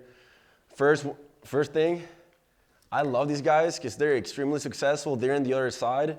There's a lot of things that I look up to them and admire, but the one thing that they have in common is that they have understood that all that is cool, but the true fulfillment comes when you serve, when you help people, when you build somebody else. And that's what we told 20U, it's all about finding your purpose, all about your purpose about other people. It's not about like the thing. All that is a byproduct of doing the right thing. And the second thing that we wanted to do, kind of like the vision of this event, is to show you guys that they're regular dudes. They're not special, they were not raised by special parents or got a special education in a prestigious school or college or whatever. If they can do it, they can do it too. You guys can do it too. They're regular dudes who are winning. And for me, I'm 23, and it gives me hope because I'm from Chile. I'm an immigrant too. I've been here 2 years. So seeing John and their story and what they've been able to build, it gives me hope that I can do it too. And I truly believe that this world lacks role models. I get it. I didn't have my role model in my house or whatever, but I became that dude. I made my life on earth to become the dude I never had. So guys, you guys have so much potential. I hope you guys can take everything they just taught you guys today, their story, and again, those two things. It's all about helping people, and that you can do it too. Guys, I want to acknowledge real quick Glennie. If you guys can look in the back, she's standing. She's the one that made everything possible. So I want to give a huge applause to Glennie if you guys can help me out. So what we're doing with the tickets of the events, we're donating all the money to the multicultural services. The students that can't afford tuition, that are trying to graduate, that lack resources, minorities, so it's everything for a good cause. You come here, you learn from amazing people, plus you're helping somebody else. Okay, we're gonna wrap it up, but I want Tony and John in the stage and Dallin as well, if you guys can come real quick. So we're gonna take a few minutes to ask a few questions. I have a few questions that I wrote down and talked to a few of my friends during the week. That's yours. You got yours in the bag, or you can grab whatever. Can we get an applause for these guys again? Because it was good, it was good, it was really good. It was good. Okay, so you guys can grab one mic each. So I have a couple of questions. I want you guys to think about questions as well. We're gonna leave it open to the public. It's just I didn't want it to be like all silent. You guys don't say anything. Sure. So I'll ask some questions, and then you guys can ask whatever you want. All right, first one. You guys can, all of you guys can answer it as well. 3 skills that somebody must have to start a business or become an entrepreneur that you guys think it's crucial to have.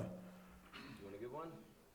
Well, to me, I'll go back to it, man. The ability to communicate and speak and persuade, not in a bad way like I used to, but it's a valuable skill set when you can convince somebody that they're capable of more than what they believe in themselves, right? Because it all comes down to sales. I don't care what business you're in the game of sales. No matter what business you are in, without revenue, without sales, that business ain't going nowhere. So for me, it's sales. I love it. Do you guys want to add Dallin? Tony, you want to add something? Yeah, I agree with John. I definitely have a passion for sales, but I think before sales, I would say marketing, right? Because it doesn't matter how good you are at communicating. It doesn't matter how good you are at sales, at hard closing. If you have nobody to talk to, you can't. You need people to talk to. Yeah, you need people to talk to. And I think with our world right now with social media, it makes marketing really easy. If you can create a brand, if you can create attention, it makes it really easy to bring in deal flow. So I would say marketing.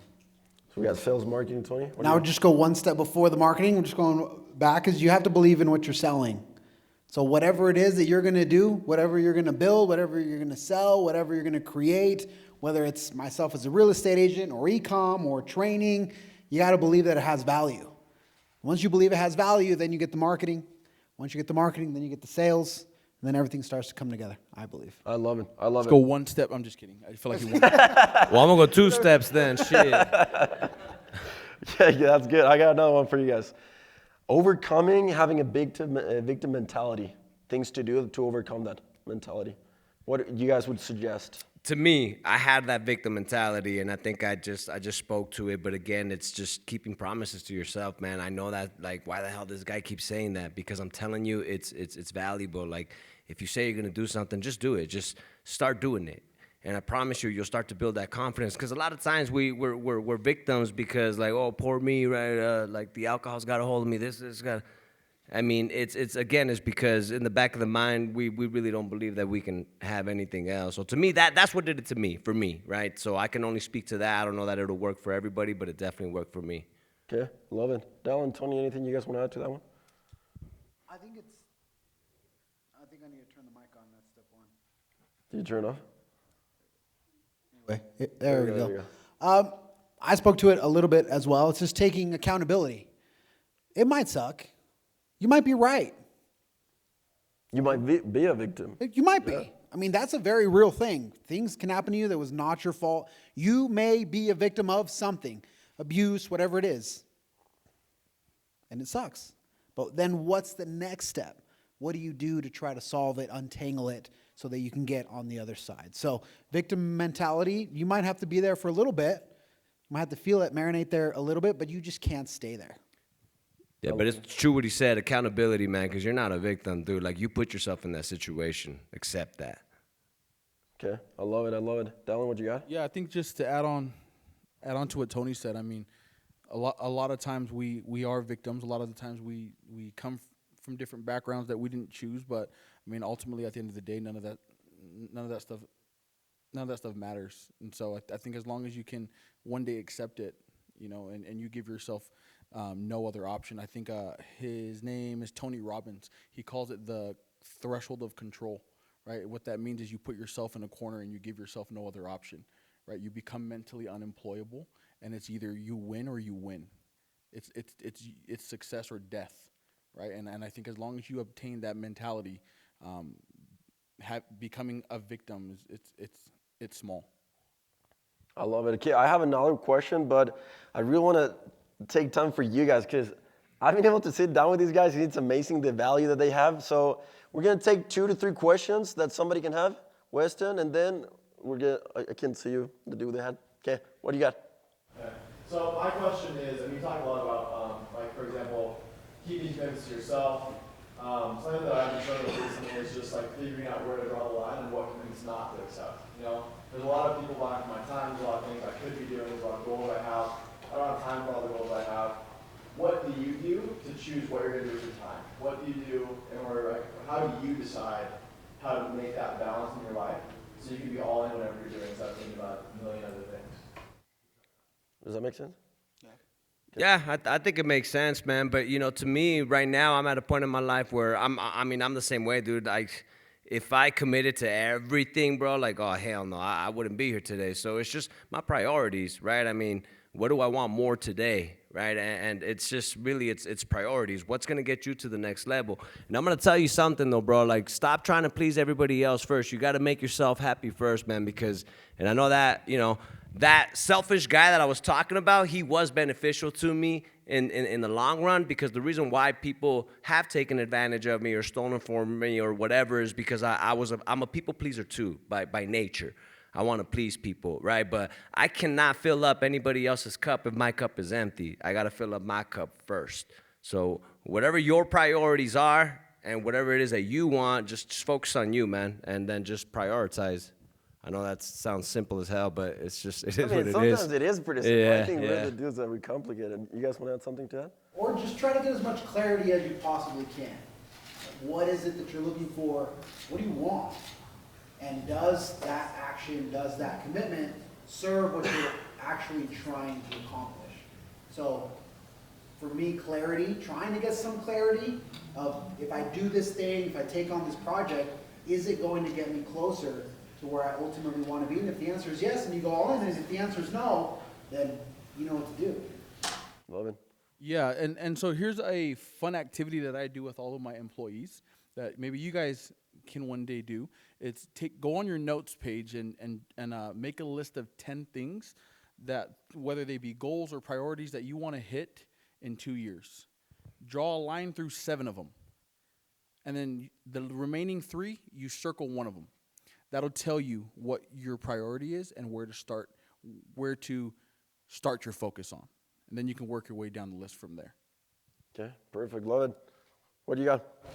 So a lot of like what you guys are talking about is like establishing purpose and like what you're doing and like whether it's like your business or your job or like what you want to like pursue in life. So the question I have for you guys is you kind of talk about how to get there, but I want to talk about like what you want to achieve personally. So like where do you guys like want to be like when you're no longer here? Like what do you want to mean to the world or like to the people you've touched? Or like what kind of people do you want to touch and like change and that kind of thing? I want to touch. Whoa, that sounds weird. My answer to that would be everyone. Right? I don't really have a target audience. My goal is while I'm here, I want to.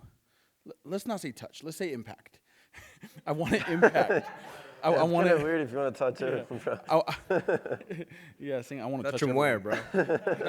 No, my goal is to impact as many lives as possible, whether that be young entrepreneurs, whether that be old people, and I think maybe you should think that way as well. You don't necessarily, you want to keep your target audience pretty broad, right? And for me, they always say it's all about. It's not about what you know, it's about who you know. But I love your question because it's really not about what you know or is it about who you know. It's about what people know about you, right? And that's why when I was talking, it's all about you have to begin with the end in mind. And the goal is to impact as many people as you can before you leave. Because quite frankly, in 100 years after you die, not many people are going to remember you. Just something to consider. Yeah. John? Tony? Yeah, I mean that's facts, dude. And I mean to me personally, man, I'm one of those big-hearted guys where I don't know, man. I want to see everybody do well because I know how cool it is to, how amazing it is to do well. So for me, first of all, man, my family, dude, they mean the world to me, man. So I'm still a little selfish. I want to impact as many people as I can. But for me, man, it's just knowing that my family's good no matter what happens to me. Like, that's what gives me peace of mind to then be able to focus on everybody else, right? My family's got to be good first. If I know they're good, like if I die today, are they going to struggle without me, right? And if the answer is no, they're good, then now I can focus on impacting as many people as possible too, man. Again, for me, it's not that I have a target audience, man, but I want to help people who struggle with addiction, because I know what it's like to be there. So for me, just that, bro. Just help people make money, have better relationships, just live an overall happy life, man. That's dope. Love it. I've actually found a lot of purpose through my work with 10X, so organizing events. I know that's a lot of people's dream. That's their dream. Who here has an aspiration to get on the TEDx stage? Anybody in the audience like, that would be cool, right? There you go. That's a dream for so many people. And as I'm training speakers, I realize that everybody has a story to tell. Today it's us 3. Tomorrow it's going to be you 3, or you 3, or you 3. So everybody has a story to tell. And when I can help somebody fulfill a dream, like the DMs that I got from all 6 speakers, including Ben, like, man, that was a dream come true. That to me was fulfilling in a way that few other things are, whether it's building a real estate brokerage or being a broker or whatever it is, or Forbes, or it was that. It was when someone says, hey, that was my dream and now it's a reality. That meant the world to me. That's awesome. What's your name again? Remind me. Harmon? You know what these guys have in common? Is that they love helping people. Now the key is that Dallin helps people different as John, and John helps people different as Tony does. So something that we all have is that we're all here to help somebody in some sort of way. you got to figure out how you want to help people in your own way. And something that we shared at Tony's event TEDx was that a part of my life is like, when I die, like, what do you want people to say about you? The problem with like our generation, like young people, most people here are pretty young, is like we're all funny, hanging out, chilling, we're trying to like YOLO, create experience and all that BS, but like what impact do you truly want to leave behind? Like when you die, what do people want to say about you? Oh, he was a funny kid, he was cool. Me personally, I want them to say, that dude freaking cared. That dude listened to me. That dude reached out. Many in like these couple weeks that have passed, like a lot of people being like, hey bro, I believe in God because of you, dude. I was about to kill myself, but you freaking called me. I don't know. I think that's pretty cool. And I think that truly, truly gives you purpose. And we all have a story to share, as Tony just said. So anyway, we're almost about running out of time, but let's give it one or two more if you guys have any other questions. I can't see. What's your name? Andrew. Oh, how you doing, Drew? All right. What do you got? Just a quick question for each of you. What role has God played in success you guys have found? Yeah. That's awesome. Okay. Well, I mean, for me, he's played every role, bro, because I don't see how I got out some of those sticky situations I was in without God. So I'm not a church-going person, but I talk to God every night before I go to bed and every morning when I wake up, right? And that's why I related a lot to what you said with gratitude, bro, because for the last 5 years, and this is no exaggeration, it's not some routine that I do, but for the last 5 years, I have not gone to bed once without going over what my real, true gratitude is. But you can't make it some routine like, I'm grateful for this, I'm grateful for that. No, like, I truly feel that shit when I'm talking about it. I'm very, very grateful for it. And it's now become a habit, man. Like, I could fall asleep watching TV, and I got to wake up and go over my gratitude, I have to, because I believe God's played every role in helping me get to where I am today, man. That's awesome, dude. Yeah, for me, it's similar, but I often forget to do the gratitude and prayer, but I have a wife that does not. So often something will happen, and I'll text her, and I'll be like, you prayed, didn't you? She's like, yeah, I got you.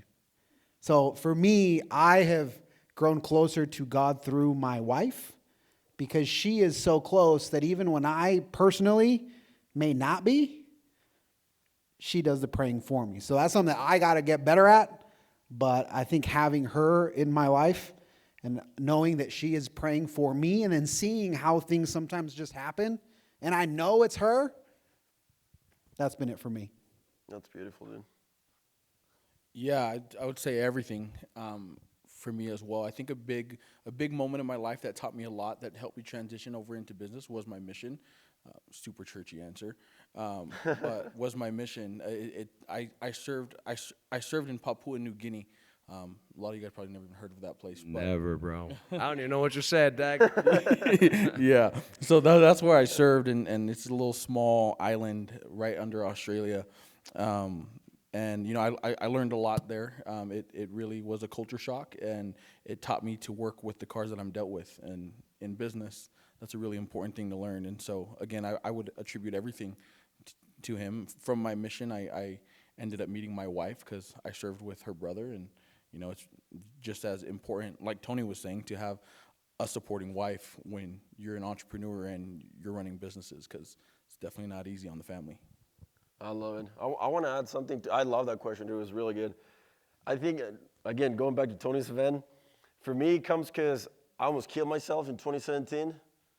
I went to like deep, deep down depression. I had a gun pulled in my mouth, and I prayed. I don't know why. Well, now I know why, but God was the only person that believed in me at the moment, and I'm alive because of that, dude. He believed in me when I didn't even believe in myself. He made me feel that I mattered, and I owe my life to that guy.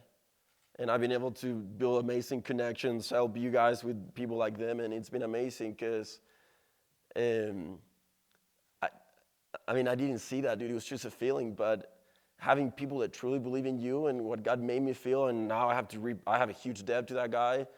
That's why that's why urgency in 20U is so important, because he's like, there's a huge debt to pay. I know I'm never going to be able to repay because he's done so much for me, but I'm going to pay as much as I can, and that comes by doing what he wants me to do and serving people. That's the only two ways that I know that I can repay that debt, but that's a beautiful question, dude. All right, one more, and then we're done. What do you got? Evan, you guys are like super hyper successful. So my question is, when did you find out that you guys are the most impactful person in your life? The most impactful person? When did you find out that you were the most impactful person in your life? That I myself was the most impactful person in my life? I mean, honestly, man, that's a tough question, bro, because I still don't believe I'm there quite yet, right? But I'll tell you something, man. One thing that keeps me going, and no matter how I feel, man, is, I mean, my kids, they love me, right? So I know that's not, you guys are young, probably too young to have kids, man, but if my kids can love me the way they love me, man, then I must not be that bad of a person, you know? And I've been lucky enough and blessed enough to be able to duplicate some of my results in other people, and that's huge for me, right? Is to watch people win and change people's lives. It's a pretty damn cool feeling, man. But I think I've just been most impactful for me, man, when I was able to take care of my family, man. Again, I'm a huge family guy, bro. Like, to me, I'm huge on my family now, which is crazy to think, like, because of who I was before. But, like, to me, everything I do is for them, man. And I happen to get rewarded as a bonus, you know, for taking care of them. So. Love it. Dallin, Tony, you guys want to add something here? Sorry, was your question, when did I realize I was impactful? Yeah, when did you realize that you were the most impactful person in your own life? Well, yeah, I think the same as John. I don't think I'm the most impactful person in my life. I don't think I ever will think that I'm the most impactful person in my life, because I have a lot of impactful people in my life already that I look up to, that are a great example in my life. And so, I mean, as far as me being the most impactful or important person in my life, I don't think I'll ever be. Don't you guys think that comes when you know that you have more left in the tank and there's more things that you guys can do and become? Do you know that comes from that feeling, don't you think? Yeah, 100%. For me, it's when my son was born. So that's when I realized that it wasn't just about me anymore. So I needed to fix my stuff and my traumas and my insecurities, because if not, then I was going to pass them on. And when I realized that, you know, I'm responsible for this little person, and he's watching me. For example, he's a huge soccer fan, so he loves Cristiano Ronaldo. Cristiano Ronaldo did something that ruined my life. Let me explain. There's a video on YouTube. I love soda. I'm a big Diet Coke guy, Rockstar guy. That's my thing. Oh, yeah, I know you. Right? I know you're going, bro. But Yeah. if you go on YouTube, there's a video where Cristiano Ronaldo is doing a press conference, and Coca-Cola is a sponsor of the game or whatever. So he walks in, and there are Coke bottles on the table. And so what Ronaldo does is he takes the Coke bottles and he puts them under the table. He grabs water and he says, agua. So my son saw that. And now I'm not allowed to drink soda anymore.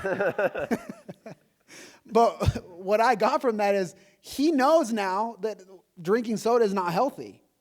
So if I don't give a good example, he'll just go to someone else. If I don't do it, he's just going to go to someone else. And so when I realized that, it's like, I got to figure this out, because otherwise I'm not just damaging myself, I'm going to damage him. That's awesome. Guys, thank you so much for your time. Thank you so much for coming. Can we get a round of applause for them again? That was good. Guys, have a great night. Thank you for showing up. Thank you for coming. And have urgency, baby.